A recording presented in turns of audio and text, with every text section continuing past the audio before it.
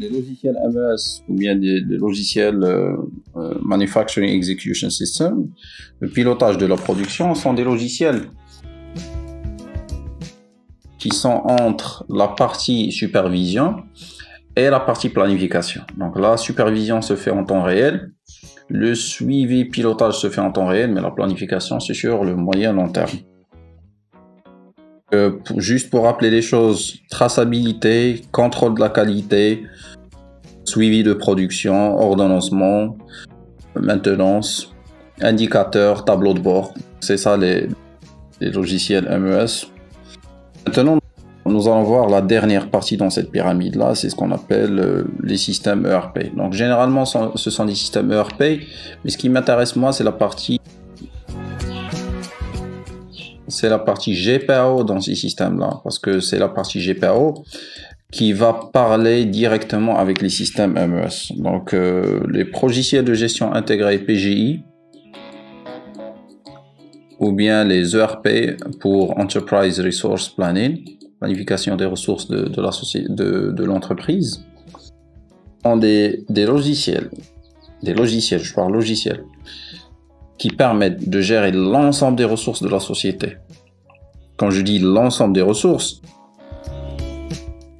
la comptabilité, la finance, le décisionnel, l'approvisionnement, le commerce, la distribution, la vente, la production, la maintenance, les ressources humaines, tout. Mais la partie qui parle directement avec les MES, c'est principalement la partie GPAO. Je peux retrouver la partie commerciale, je peux retrouver la partie approvisionnement, la partie gestion de stock, je peux retrouver la GMAO, qui votre ERP comprend un logiciel de GMAO dédié. Mais la partie qui prend le max d'informations, c'est la GPAO. D'accord? Je ne vais pas trop parler des logiciels des progiciels de gestion intégrée. Je vais juste essayer de montrer l'importance de ces logiciels-là pour cette pyramide-là. Donc, ils permettent une intégration des données. Donc, je suis en train de prendre des données du field level, c'est-à-dire des données sur les capteurs chaque 100 millisecondes par exemple. Je peux, grâce à cette pyramide-là, grâce à cette structuration des choses, planifier ma gestion de la production sur des mois. Vous voyez, sont différentes ces informations-là. Une donnée de la température issue d'un capteur chaque 100 millisecondes, je suis en train de gérer mes commandes et ma production sur des mois. Et ça, c'est très important. Donc, sans cette structuration-là, sans cette pyramide d'automatisation-là, on ne pouvait pas atteindre ce côté-là. Et même en termes de données, les données que vous pouvez traiter avec les ERP sont des données qui sont très intéressantes. Vous avez des composants qui sont intégrés. La GMAO, elle parle avec la GPAO.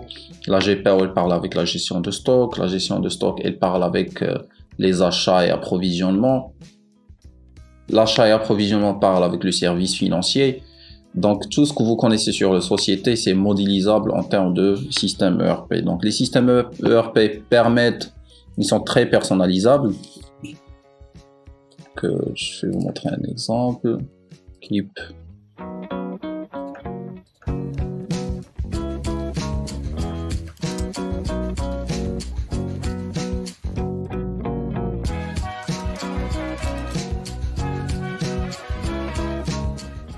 Et c'est ça un petit peu l'idée. Vous avez vu Inventory, Service, Sales, Human Resources, Purchasing. Il y a cette partie-là qui vient d'être intégrée, c'est Customer Relationship Management, ça n'existait pas auparavant. Warehouse, MRP, Material Resource Planning, Manufacturing Resource Planning. Financials, Products, et je reviens à Inventory. Je peux voir différents types de composantes qui sont intégrées dans un seul logiciel, dans une seule plateforme. Vous avez Oracle, Odoo, qui est sous forme de service SaaS, PeopleSoft, Microsoft Dynamics, SAP et Sage.